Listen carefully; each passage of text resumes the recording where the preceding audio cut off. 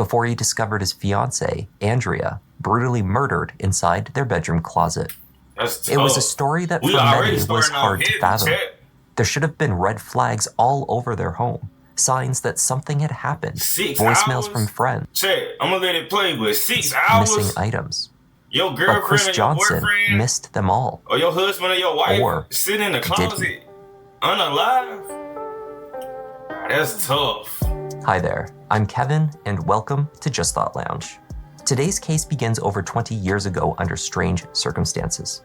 Investigations and speculation continued throughout the following decades with even more bizarre developments.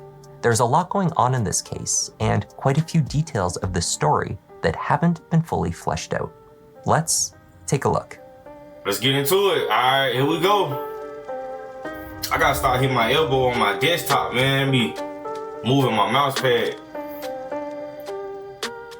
Just Thoughts Lounge. So where did this take Arlington, place? Virginia is a well-off suburb of nearby Washington, D.C. Virginia. In the late 1990s, it was much as it is now. A bustling and vibrant community, well connected to the city, but with a small town feel. Heard you. James Christopher Johnson, or just Chris, was 26 years old when he met Andrea Sincata on Labor Day, 1988. Andrea was 16 years older than Chris, I wasn't though even born even they yet. admitted that the age difference was not very noticeable. At 42 years old, Andrea had divorced her first husband, Howard, 5 years earlier. They had one child, 15-year-old Kevin. Andy, as she was known to friends, was a small but strong woman. Friends described her as active, whip-smart, and funny. She swam nearly every morning before work. After years of part-time study for her qualification, Andy became a librarian at the Arlington Public Library, where she shared her love of reading and learning with the community. Heard you. Chris was a geologist. In this capacity, he was primarily employed by engineering firms, which led him to boastfully refer to himself as an engineer. Though not technically the case, it was a designation that appeared in many of his job roles at the time. Dang. After 3 years together, in the summer of 1991, Chris and Andy became engaged to be married. They moved into a 2-bedroom condo So, in like I said, we I ain't gonna keep it paused, but so basically, Colonial Village. she was already They also began married, building had a their dream whole home family, together by the kid, that's Rappahannock 15 years River old in and everything. Lancaster.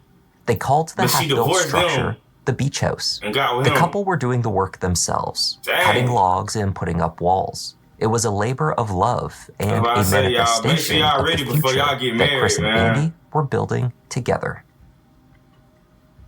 Make By sure y'all August of ready. 1998, Chris and Andrea had been living together for about 7 years. They had never gotten around to planning a wedding. Andrea's son, Kevin, now 24 years old, had moved out of the condo, though they still referred to the second bedroom as Kevin's room. It was just past 1:30 a.m. on August 22nd when Chris awoke in the main bedroom. He had been home alone since returning from work at about 6 p.m. Chris reported going to sleep at around 11:30, believing that Andy would be arriving home later. At 1:30, Chris stretched out and realized that Andy was not beside him. She had not returned home. A moment later, he spotted the closet door, which was always left wide open. It was sitting slightly ajar. Nah, that's The crazy. closet door had always malfunctioned. It never latched shut. The door position in this state was the closest to a fully closed position that Chris had ever seen it, which was quite odd. He got out of bed to take a look. Unable to see clearly, he turned on a light. When Chris did so, he discovered Andy. She was tucked into the back of the shallow closet, her feet pushed up to rest on a small crate that sat on the floor. She was cold to the touch. When did this come out? Arlington 911. This What came is your out 3 months emergency? ago, Chad. I need an officer at 17. What's going on? It's I thought heavy. my girlfriend was missing. Mm-hmm. I hadn't seen her. We were supposed to go out tonight. But I figured I'd give her some time. I think she's dead. You think so? What? Yeah, in Why? the closet. The door was closed. I didn't look in the closet. She's laying over on her side. She's cold. So you were. Listen, this is like my first red flag. Like, you feel me? And doing these series, and y'all let me know in the comment section if y'all like these series and if y'all want me to keep going with these. But I feel like I'm gonna keep it playing tonight, and she didn't answer. She didn't call you. Well, I mean, we've been living together for 7 years. So call the police about your wife. I mean, this is not. It wasn't like her at all. Okay. Like, he don't sound hysterical on the phone. He don't sound like he having anxiety. Okay. He don't sound like he's nervous or nothing. He just. To the touch then? Yeah. All right. Are you out in the living room away from her? In a bedroom. Okay, you're in the bedroom. Are you in the same bedroom where she is? No. Okay. So you were out then and you just came home and found her? No, I got home at 6. I did my laundry. She must have been in the place the whole time, but I just didn't look in the closet. Okay. The closet door was closed. What's weird is some stuff looks like it was missing. Okay. What do you mean things look like? Fam, like, he's just on the phone with the police, just having a whole, like, you just found out your wife gone, like. Nickels? Shit, most of us, every time we gonna be on the phone with the police, like, ma'am, I'm answering your questions, but can you please send an EMS out here? Like, I need somebody to get out here and make sure my wife okay. Like, she just, my girlfriend okay, she just sitting here, I'm telling you. Gone. Like, when you came home tonight, did anything look strange when you came in the apartment? I mean, did it look like something he on the phone with the police like he reporting a car accident or something. The deadbolt was not locked, but the doorknob was locked. Okay, so the deadbolt was not? Yeah. Okay. Man, y'all gotta keep God first out here, man. It's a weird world. It's a weird world nowadays, especially with the internet, man. Y'all Firefighters were the first to arrive to the home. Chris waited in the living room while responders checked on Andrea. They found that she had clearly been in the closet for several hours, likely well before Chris had returned home at 6. It had taken nearly 7 hours for him to discover her. While Chris waited on law enforcement, he noticed that Andrea's purse was also missing from inside the doorway. The keys to her car, a blue Honda Civic, were also missing. Of course, he had not seen her car in the lot when he came home either. Andy's car was not there. In addition, he noted that rolls of coins appeared to be missing. Wait, Andy. Chris said a green... Andy. Okay, yeah, that's her. I was about to say, okay. Check, if y'all was paying attention, let me know in the comments, like, what was the son name again? I can't remember the son name if they even said it, but I know they said around this time in the story, he 24 years old, he moved out the condo and everything, so it's just Andy and this Christopher dude staying there. You feel me? The wife, or the girlfriend and boyfriend, because they said they've been together for 7 years. Which had been next to the bed, was also and gone. They ain't even thought. Had there been a robbery, however, it was a poorly executed one. What's the point? Cash sat out in plain sight. Andrea still wore an expensive watch. Curiously, there were other items missing. Much later, Kevin would discover that his mother's will was not in the drawer alongside her other important papers. Wait, Kevin, that's the son name, okay. When law enforcement arrived, their first impression was of an apartment recently cleaned. The carpets had been freshly vacuumed. There were no signs of forced entry into the home, nor were there any indications of where the murder could have taken place. Now, y'all know I ain't gonna leave it paused. I'm gonna let it play, but y'all know now, in situations like this, each room was in order. If Andrea had struggled against her attacker, there were no signs of this occurring in the condo. That have access to the house. A forensic team identified over 600 finger or palm print samples for testing across the apartment. Many of these were in areas where prints were expected to be found, such as the front door, handles, and frequently used items. However, just over a dozen of these were viable samples, of which 6 prints were matched, all to Chris Johnson. What was odd was that not a single match to Andrea was found this occurring in the condo. A forensic team identified over 600 finger or palm print samples for testing across the apartment. Many of these were in areas where prints were expected to be found, such as the front door, handles, and frequently used items. However, just over a dozen of these were viable samples, of which 6 prints were matched, all to Chris Johnson. What was odd was that not a single match to Andrea was found anywhere in the unit, though she had lived there for 7 years. There were no fingerprints found on the vacuum, which had been recently used, nor were there any on the hallway closet door, its handle, or frame. It seemed that the cleaning within the apartment had been extremely thorough. Like, seriously. it was intentional. Everyone's That's what I'm gonna say, Chet. It was intentional. Because if you notice, he was saying it's specific parts of the house that was thoroughly clean. And I'm gonna be honest, like, the first red flag was that police phone, like the first phone Chris call. was brought in to speak with Arlington County Police that night for several hours. Now it's the this interview, as well as the one that took place the next count, Chet. I'm gonna start talking, but keep count. The were second not red recorded. flag was on the third and final day that Chris was interviewed, without an attorney, there was a camera on the hallway closet door, its handle or frame. It seemed that the cleaning within the apartment had been extremely thorough. That's heavy. That's heavy, Chet. That's heavy. Chris was brought in to speak with Arlington County Police that night for several hours. This interview, as well as the one that took place the next day, were not recorded.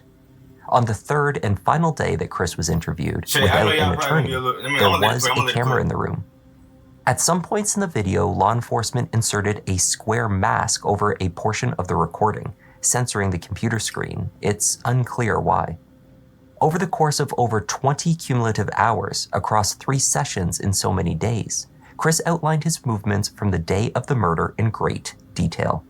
He began with entering the condo around 6 p.m. and calling out to Andy, whom he assumed was already at home. That's already fishy. When he had no response, first of all, with something like this going on, you're not even, if you really didn't do nothing, crucially, he reported not noticing anything out of the ordinary at that time, aside from the deadbolt not being locked on the front door when he entered. You might still be in shock by the whole situation. Her name, but didn't hear anything. I went, I took a shower. Chris and Andy had made plans to see a movie that night, either at the theater or a rental at home. For this reason, he assumed she was coming home in good time, he said. That is, until he listened to the 5 unplayed messages left on the answering machine.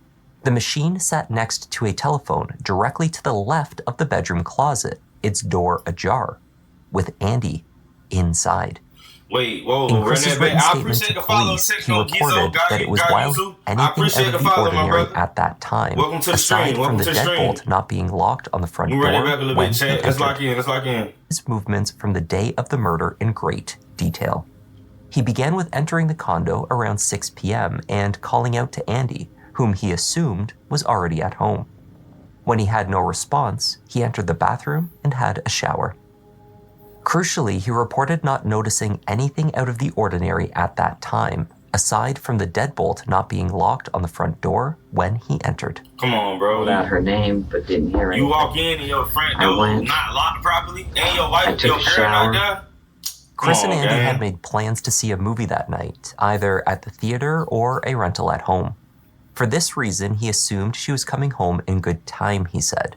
That is, until he listened to the 5 unplayed messages left on the answering machine. What? The machine sat next to a telephone directly to the left of the bedroom closet, its door ajar, with Andy inside. That's wild. In Chris's written statement to police, he reported that it was while he stood listening to these phone messages that he glanced around and noticed that the carpets had been vacuumed. This was regularly done by Andy on the weekends, not throughout the week. The first message left by Andy's friend Sarah should have raised alarm bells. The librarian had taken a rare day off of work, yet she had missed her scheduled lunch date. Just checking to see that you're right. It's 2 o'clock on Friday. Bye-bye. That's wild. 3 of the 5 messages were from Chris himself. Between professional work at engineering firms, he was taking shifts in the receiving department at Home Depot. From there, he called mid-afternoon to check in, then twice as he approached the end of his shift. It's me. It's about 2:15. Looking to try to get home about 5:30. If you want, you can go ahead and give me a call. We can confirm whether we're going to the movies or renting the den. Alright, I'm sorry, y'all. It's just something about this dude. I'm going to go ahead and say this red flag 3. I don't want to assume too fast. But y'all, do this voicemail or not? Do this voicemail The other message, which was received mid-afternoon, was from another friend of Andy's. This friend had a family member hospitalized in critical condition. Andy had been helping out by taking care of her children during this time. If that's your girl, Andy, I'm at home. We have some bad news. Give me a call if you get this. I'll talk to you later. Okay, bye. I ain't gonna rewind it no more, Chet. I'm Chris sorry. told police that when he heard this message, he assumed that Andy had listened to it and had gone to Judy's. The only problem with this logic is that by his own admission, all 5 messages were unplayed when he listened to them, and he could not have heard any of them.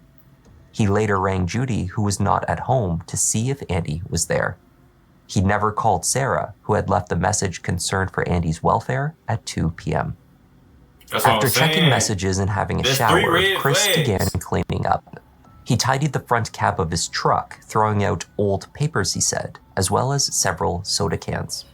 He took the trash directly out to the apartment dumpsters. Inside the unit, he began doing laundry. Chris told detectives that he watched some television and then went to bed. The last A&W root beer. I eat approximately 4 crackers.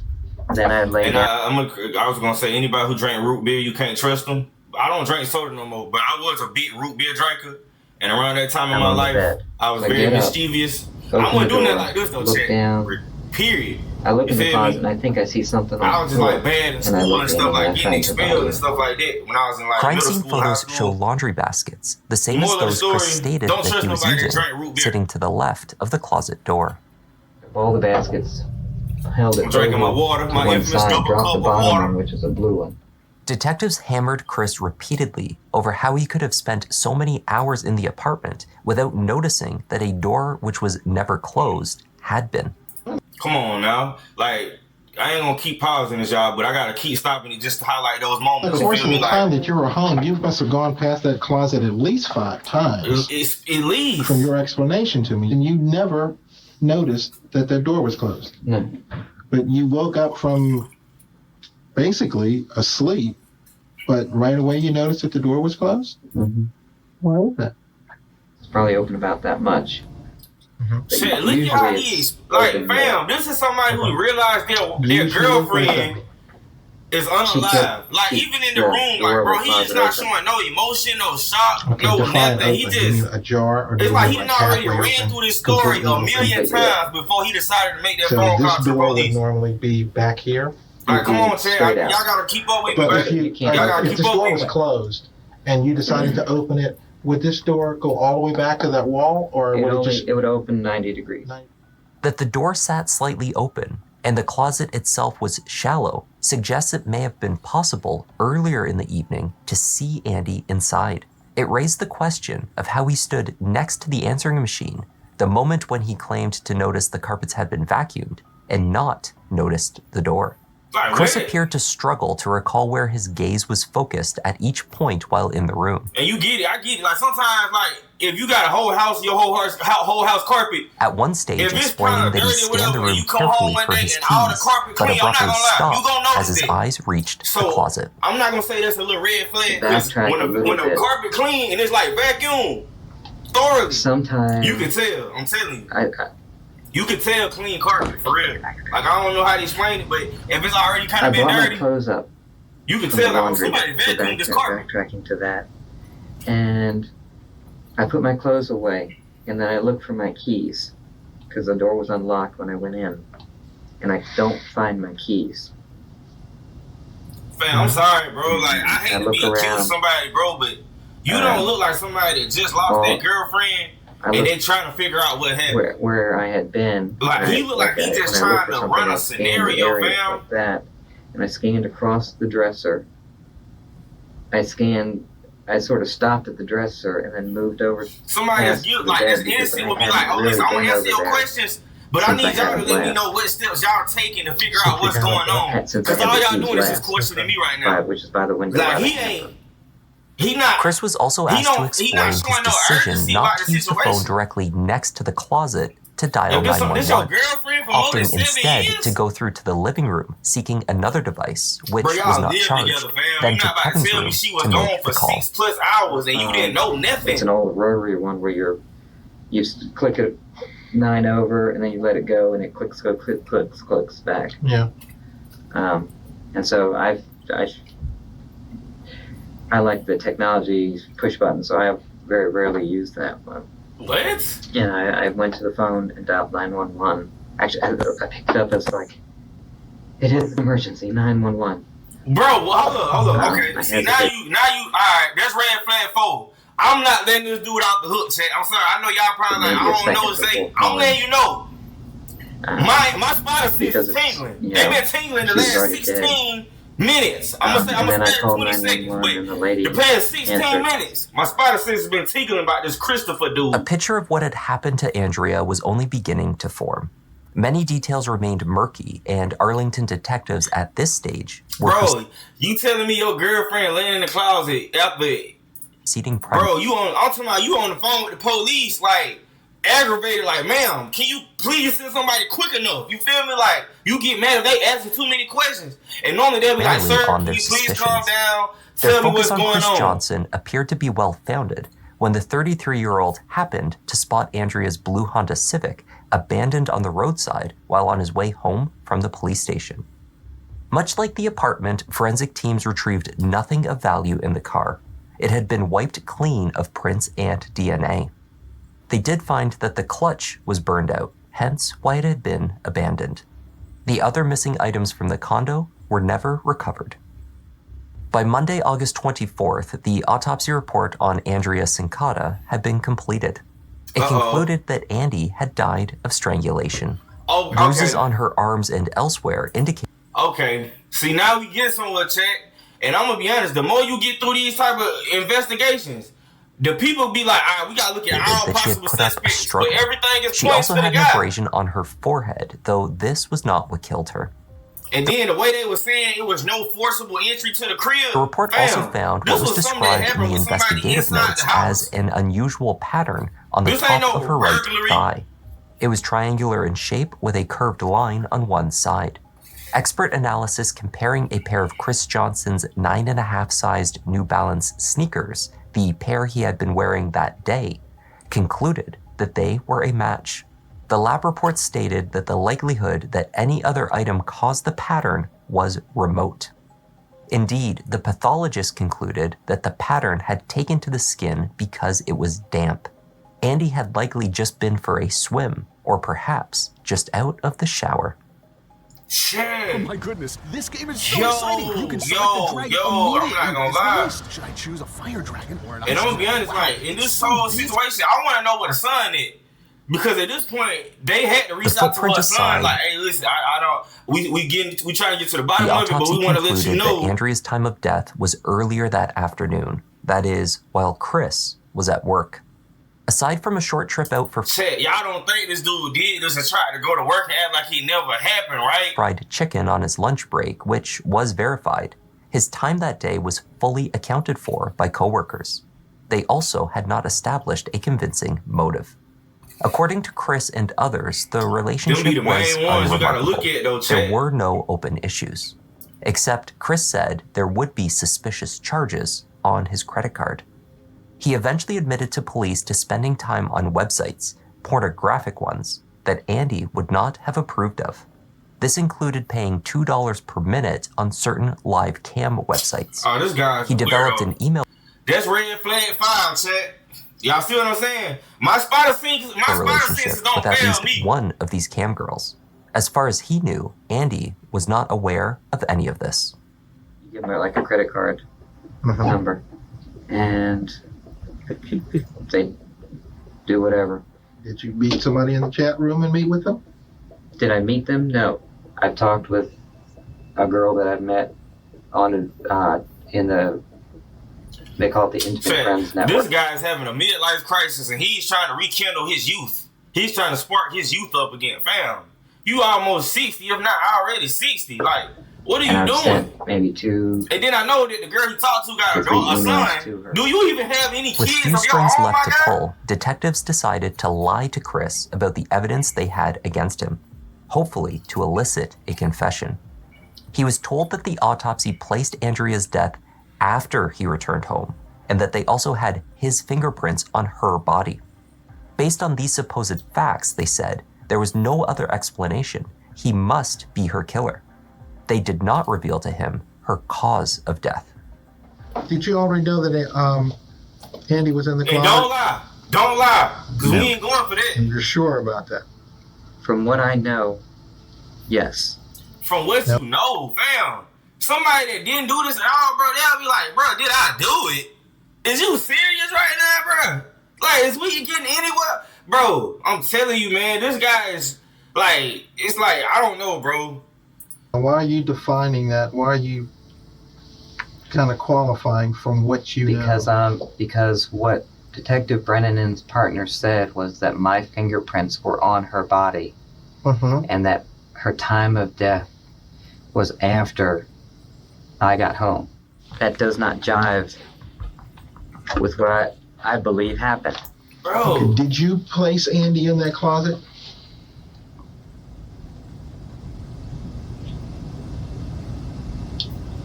Wait a minute, that's red flag 6. Chat, come on. All right, at this point, this next 20 minutes about to just be us trying to figure out why he did it. Because at this point, we already know, bro. Fam, then they said her wheel was missing out of one of the desks in whatever office room they got. So that means you trying to get away with her wheel or something, bro. Like, something ain't right, bro. All right, my bad, chat. We back. I had to restart my VOD. You know what I'm saying? We back, though. Let's go. I had to restart the VOD, chat. My bad. I do not remember placing her in the closet. Based on what I've been told in this building, I can draw no other conclusion, i.e., that I must have placed her in the closet, because they said my fingerprints were on her body, and not just on her arm. They said her time of death was after I got home at 6 o'clock. Tell the truth. If what happened was if we do the math, if they saying he did this after he got home at 6 tell me that was an o'clock, accident. fam, I have no idea what happened to the her. body was left in the closet. After 25 hours of... They said she was in there for almost 6 hours before he even noticed she was missing. Spread out over a period of That 3 time frame days, fits because Chris from Johnson 6 was o'clock prompted to to 12 imagine o'clock. what could have happened to Andy. Bro. At this point, he began to describe an altercation between the two of them. Like 1 o'clock in the The morning, argument so began over his 6.5 to spending 7 habits, hours. he said. Andy had found out about the charges he had made on his credit card. Hold on, she discovered that he had... This guy's weird, I man. have no idea what happened to her. After 25 hours of interviewing with police, spread out over a period of 3 days, Chris Johnson was prompted to imagine what could have happened to Andy. At this point, he began to describe an altercation between the two of them. The argument began over his spending habits, he said. Andy had found out about the charges he had made on his credit card. On them corn she discovered websites. that he had spent excessive sums on live cam girls. You can begin by telling the truth, Chris, from the very beginning to the end. No doubt it's painful. Bro, it's I like you believe can it. tell he lying though. Like, You loved her. She loved you. Did I push her? Did I hit her? Chris, don't play those mind games. oh my I gosh, don't know what bro. I did. Yes, you did. You don't know what you did, fam. Let me stop grilling this When you dude. hit her, how do you hit her? Show me how you hit her. So back. With your hand open like that? Yeah. It's like, no. And when you hit her like that, Oh, so now he Jackie Chan. what does she do? Now he karate chopping females. And show me again how you did it. She's standing right there. I try to reach for a pulse. Do you feel a pulse, Chris? No. There's no pulse. Why is this?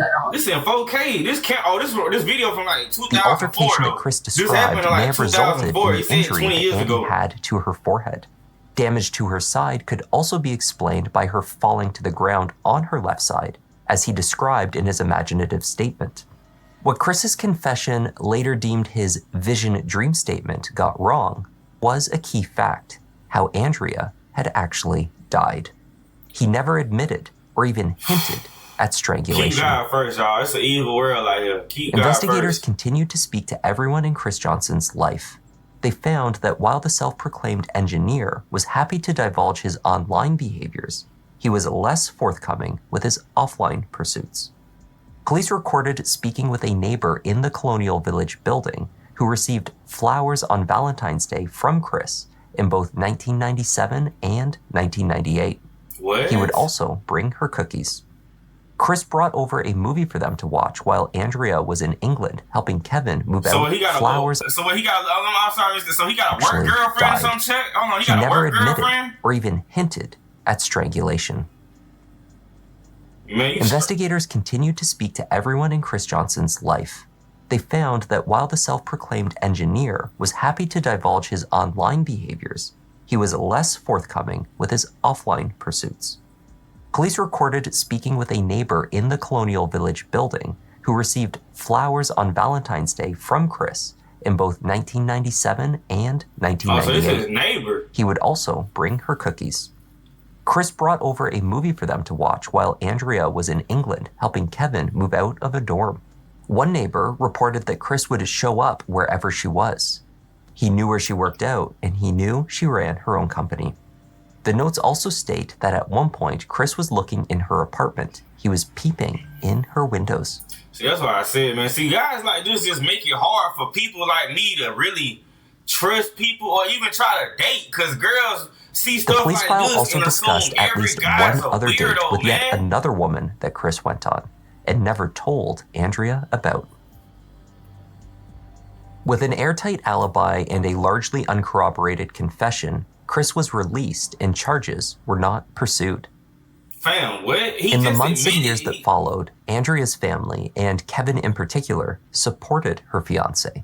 They were unaware of any issues the couple had and knew Chris to be a non-confrontational and agreeable guy. Them be the main also, ones the you gotta family watch. already had a prime suspect, a man they called the computer guy. A few weeks prior to the murder, Andy had spotted a workman from a company called Trash Masters doing work outside of the condo building. She was seeking to dispose of an old computer and approached the worker to inquire if he would take it off her hands. This man told her that the company did not recycle computers, but if it still worked, he would take it for his personal use. Andy agreed. She let the man into the condo and led him straight into the bedroom to collect the computer. Oh my The computer gosh. guy reportedly left his name and phone number. They were later in contact to discuss how it was working for him.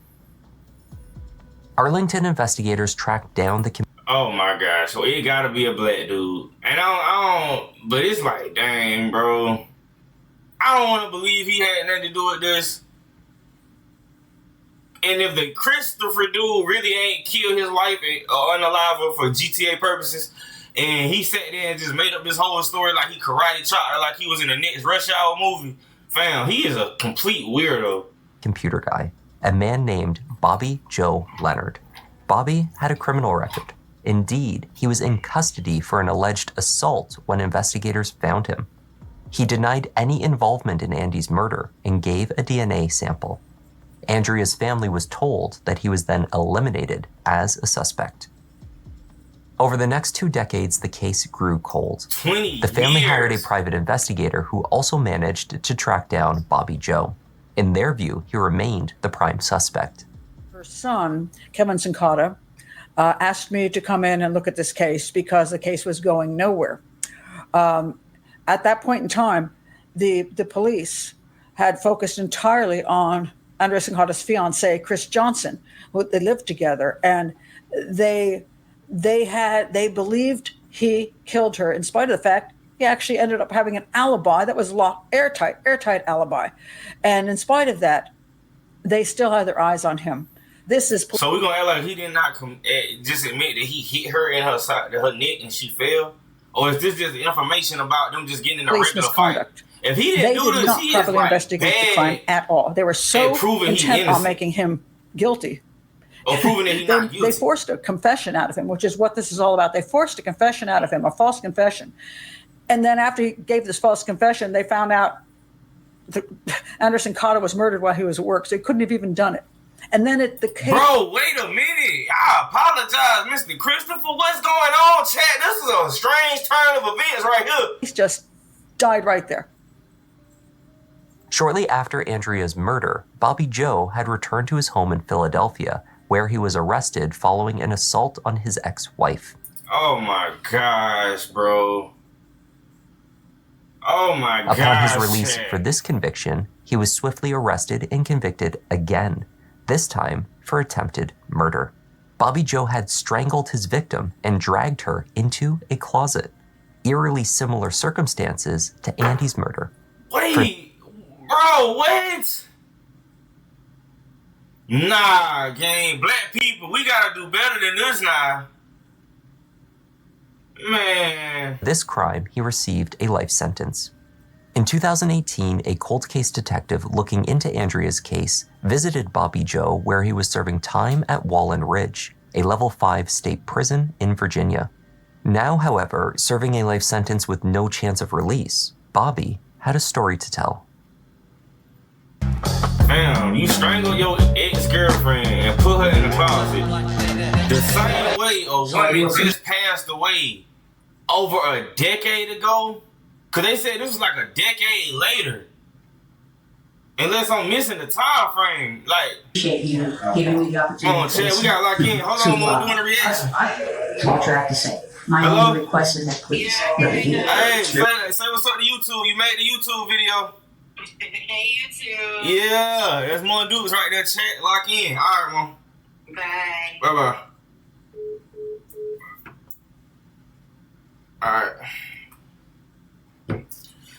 Perfect timing. It will be. All right. Well, you got the floor then. Well, it started, because I was working through a temp company. I don't even know the dates of that, but I was working.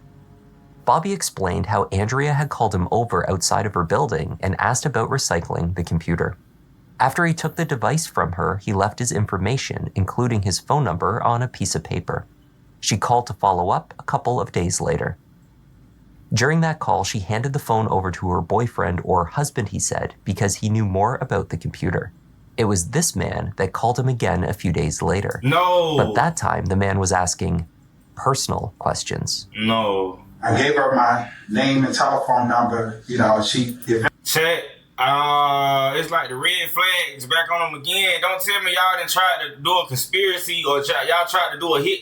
You tried to hire this man to do a job for you, bro. That Initially called maybe a day or two later. She called, I think, and asked me was I able to hook it up and everything. We had a talk for a little while. After that, a gentleman called me. When he called me, he asked me a whole lot of just strange questions. It wasn't about the computer at all. It was, that's how it started off. It was like a pretense of a computer. But after that, he just asked me kind of like, family, work and stuff like that, more personal questions, and I answered them, as much as I can remember, I answered. But I thought at the time that it was weird. And he said that he would be back in touch. All of this happened. I got a telephone call from the same gentleman. And when I talked to him, he said, kind of like it was more along the lines of, he knows me pretty well. And, he said that he knew that I had been locked up from 1993 until earlier that year, 1998. And I was asking him, how do you know all of this?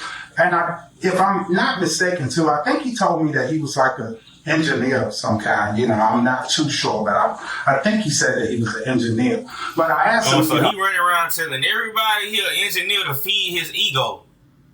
Nigga, you are not no engineer, my guy. Even if you ain't do this, I'm still not letting you off the hook with it. Stop going out here and lying to people. How did he know that I had been locked up and stuff? And he was telling me he knew that I'd been locked up. He knew what I'd been locked up for, so on and so forth. And he told me that that's what makes him interested in me. And we started to have a conversation of like, he's got something that he wants done. And I knew it, man. And then you listen to this guy right here talk. He don't even sound like the type of guy, just off his voice, without seeing him. I already seen what he look like. He don't even sound like the type of guy that just strangled his girlfriend and put her in the closet. What is it that you want done? And he was started to tell me about the woman that gave you the computer, that she was what he wanted done. And so I had to ask him again, what do you want done? And so, and he was just telling me, you have to know what I mean by all of this, and stuff. So we went through this kind of like riddle thing for a long time. So it was a long conversation. Bro, sitting on the phone Eventually, with a it was random made guy clear you don't that know. if Bobby Joe took care of Andrea quietly, without the use of a gun, there would be $5,000 in cash left for him inside a shoe in the bedroom closet. $5K? This woman's life was just worth $5 to you, my guy? $5,000? You know, he told me that ain't even about to take care of this man's legal fees. As you see, he facing a life sentence right now. That is insane. She would be home after 1, I think it was either after 12 or after 1 p.m. that following day. If I took care of what he wanted me to take care of, I could have the money. It was unusual for Andy to take days off of work for no particular reason, as she had chosen to do on the day she died. Most Fridays, she would be at work all afternoon. Indeed, her plans that morning to go for a swim, stop at the library briefly, and then return to the condo by 1 p.m. would have been known only to a select few individuals, including Chris. Bobby told detectives that he went to the condo building that day for 1 p.m. as instructed. He knocked on the front door and Andy answered. They chatted at the doorway for a few minutes. Told her I have to go, you know, but would you mind if I get something to drink before I leave? And she said, oh, sure. She went into the kitchen. She came back with like a root beer, I think it was. When Andy returned with a root beer, Bobby recounted, casually and without emotion, how he attacked her. He claimed, "Fam, stay away from people that drink root beer, chat. I'm telling you. There's something in that that root beer." Fight back. Oh, it's something about it that's we saw him touch her, she just laid down on the ground. He dragged her from the front door to the bathroom. Bobby claimed to have run water into the tub and dunked Andy in it. He said he did this to verify that she was no longer breathing. It would account for the pathologist's determination that her skin had been damp. His next move was towards the bedroom, and then the closet. Into the bedroom and started looking around the closet for the money that was supposed to have been there. And I looked like everywhere. I looked in shoes, I looked in jacket pockets and stuff like that, and there was just absolutely nothing. Bobby Joe described tearing apart the closets in both bedrooms, looking for the $5,000. When he couldn't locate it, he decided to steal a large water jug full of coins. Due to its size, he needed to also steal Andy's car. So I was driving down 295 and the car broke down. The clutch, something was like really wrong with the clutch. It wasn't working too good and it broke down. I pulled it over to the side. He wiped down the car to remove his prints. When he later rolled the coins from the jug, it totaled roughly $650. In coins? When asked if he was angry over not receiving the payment he was offered, Bobby explained that his intention was to kill the boyfriend who had lied to him about the $5,000. But he was arrested for the assault of his ex-wife before he was able to do so. Bro, this dude is a psychopath, bro. If not for the fact that I had gotten arrested, I definitely was going to find that person, you know, no doubt about it. But I went to Philadelphia and got arrested. Bobby stated that he never got the man's name and they never met in person. When I first talked to the person, that was her boyfriend, you know, because he said that he was the one that was getting the computer. Mm-hmm. You know, he was an engineer or something like that, okay. You know. And that was the same person that called this next time. Right. And he said, then in the end, I just said, you know, I really don't think that I am being set up. I really do think this is a chance to make $5,000, you know. And it was a chance that I was willing to take. I especially knew. Gang. Crucially, Bobby Joe told the detective that he did not clean up the apartment before leaving. The floors from the bathroom into the bedroom would have been wet, the blinds left open, his root beer can left out. Bobby also stated that he simply closed the door behind him when he left. Although he had taken Andy's keys, he did not recall locking the front door, though Chris had stated that he had unlocked it. The piece of paper containing Bobby's name and phone number was never located in the condo. That Andy, at least, had this paper for reference is undisputed. Bobby Joe was not shown crime scene photos until months after his initial statements. When he was presented with the images of how the condo appeared when emergency responders arrived, he insisted it was not as he left it. In his written statement, he stated, "Beginning at the front door of the apartment, there was and should have been an unopened soda can lying on the floor not far from the front door. I walked into the living room area after the initial attack and I pulled the blind shut." The bathroom should have been the messiest place in the apartment. I don't know what it is, but this guy that's explaining how he really was the hired guy to do this, and even the boyfriend, neither one of them are showing no remorse when explaining what happened to this woman. I just feel sorry for her family, and especially her son. Because, you know what I'm saying, this stuff on the internet now, and to find out 20 years later after something happened to your mom, the actual story, man, that's sad, bro. That's sad, and you still don't get all the answers. Like, that's not right, bro. I didn't do anything to try to clean it up. The shower curtain was open. I just dragged the wet body from the bathroom into the master bedroom.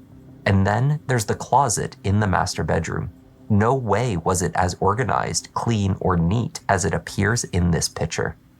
I searched that closet pretty good in search of the money that I was promised. I picked up shoes, moved them around. I was moving everything that was in my way out of my way to find the money. Bobby also stated that he left Andy on the floor of the closet without resting her feet on the crate. Based on the photos, he asserted that she too had been moved. Welcome to that guy's weird. Both of them weirdos, man. Human. You must remember these rules. Seeking to verify Bobby Joe Leonard's allegations, undercover officers posed as his family members and approached Chris Johnson on the street outside of his home. They asked him to pay up for the money owed to Bobby Joe. I'm kin to Bobby Leonard. He said that you would be able to help us out, that you owe money from before. I don't owe him any money. Okay. He just said that you did. It doesn't have to be right this second, but if you could help us, that would be excellent. I'm sorry, but y'all sound like undercover police, bro. Y'all ain't even making this believable, bro. Y'all really somebody fan. You not about to say I'm Ken to Bobby Leonard. I'm here to pick up the deposit for the wife that you, or the girlfriend that you told us to unalive, and man, y'all don't sit y'all, bro. This is very, very strange. When the first undercover officer failed to elicit any directly incriminating statements from Chris, even my spider sense would have went off like, bro, if y'all don't get out my face, I can tell. I wouldn't say it, but I can be like, bro, I can tell the police the sunshine out here, bro. Faking like y'all. Man, y'all don't get out my face, bro. They tried again. Indeed, Chris was approached on 3 separate occasions by officers claiming to be related to Bobby. I think you know I'm here on behalf of my brother Bobby. Actually, no, I don't. This just seems like a fake, bro. Y'all got terrible actors, bro. Like, I see why y'all in the police force. Why you're here. Okay. Well, are you gonna pay my brother the money? First of all, I need my lawyer. Okay. Okay, sure. Arlington County Police. Okay. My point exactly, bro. Like, bro, you can tell that's the police. Y'all Chris did not contact job, the police man. after these encounters. He did reportedly call a phone number, which was provided to him to arrange the payment. No money was ever exchanged. His intention in dialing the number is unclear. Desperate to move the case forward, the next attempt to catch Chris Johnson in a lie was made by Andrea's son, Kevin. In the many years following her death, Kevin and other family members began to suspect that Chris had in fact played some role in the murder. After Bobby Joe's confession, this sentiment seemed well supported. Kevin asked Chris to lunch on the 20th anniversary of his mother's death. The two had grown apart over these years. Chris had married and moved on with his life. Kevin asked the man that had previously been like a father to him why he had confessed to police back in 1998. I was so up by their interrogation, the lack of sleep, 3 days without sleep. Fam, we watched the footage. So they wasn't even pressing you, bro. They was asking you open-ended or no closed-ended, like simple yes or no questions. Like, bro, you was just terrible, bro, in the interrogation room on your own. How did it happen? I came home, didn't even find her till 1:30 in the morning. Don't do that, Chris. Do you think my mom would be proud of that? Yes. Actually, she's probably not proud of me for how I caved in under Arlington County Police. Chris repeatedly denied any involvement, though he did make 2 statements that were inconsistent with the story he swore to 20 years earlier. Namely, he now claimed that he had vacuumed the condo that night.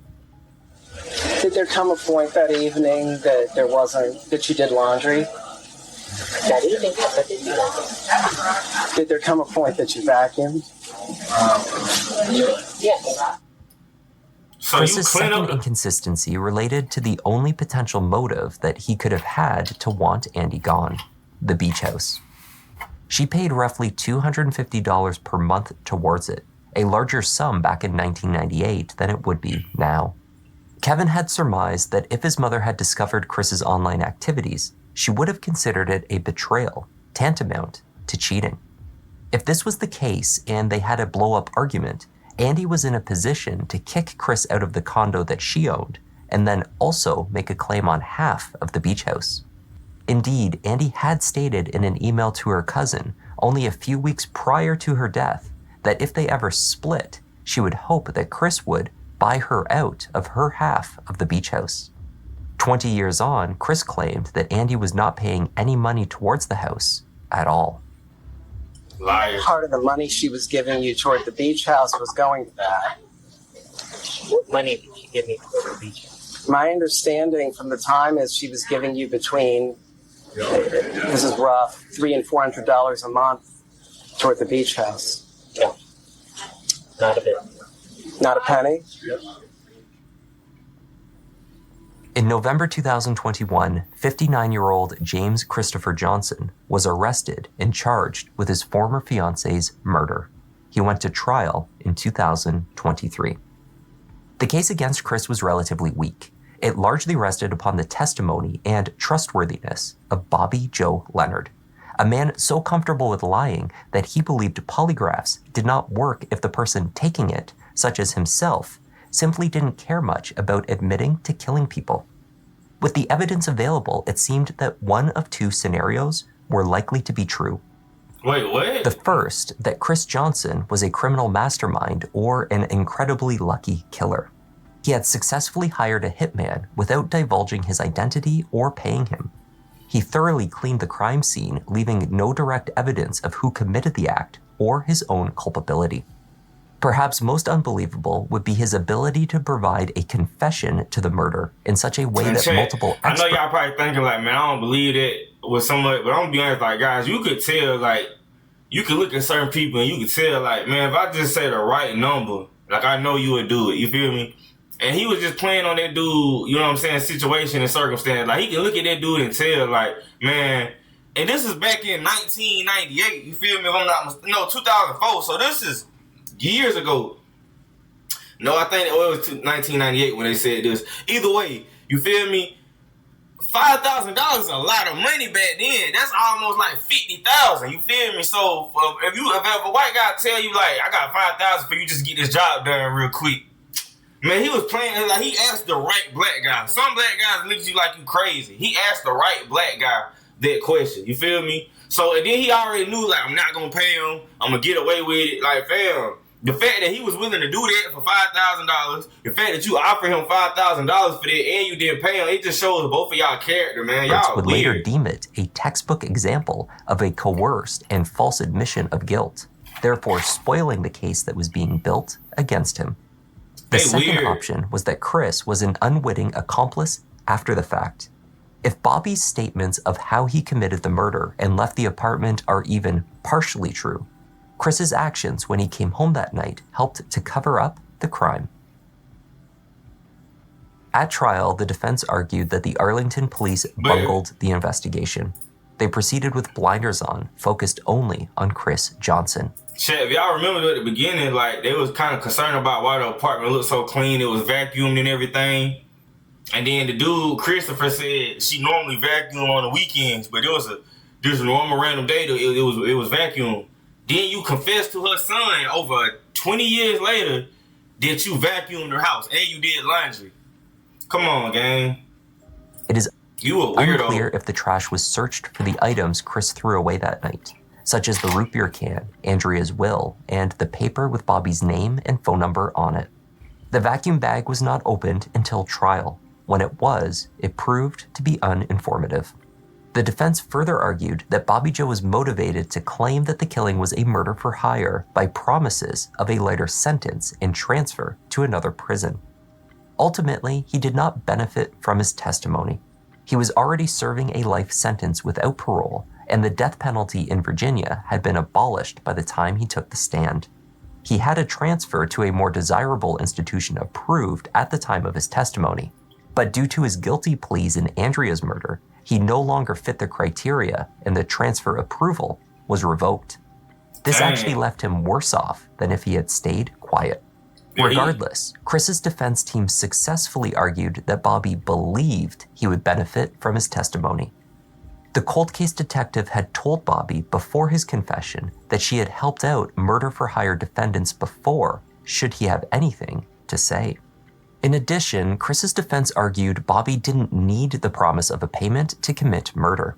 That dude look crazy though, bro. Like, he don't even look like he should be out in the... That's sad, man. Established a pattern of similar assaults independently in the years that followed.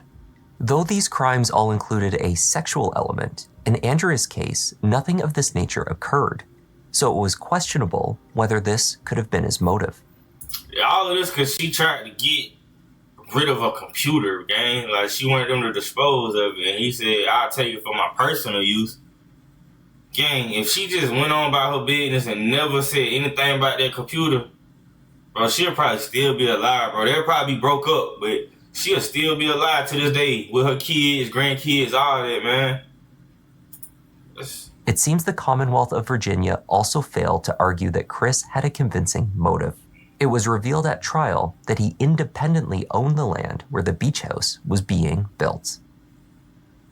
Perhaps the least helpful to the prosecution's case was their decision to play Chris's third and final 7-hour-long interrogation session to the jury in its entirety.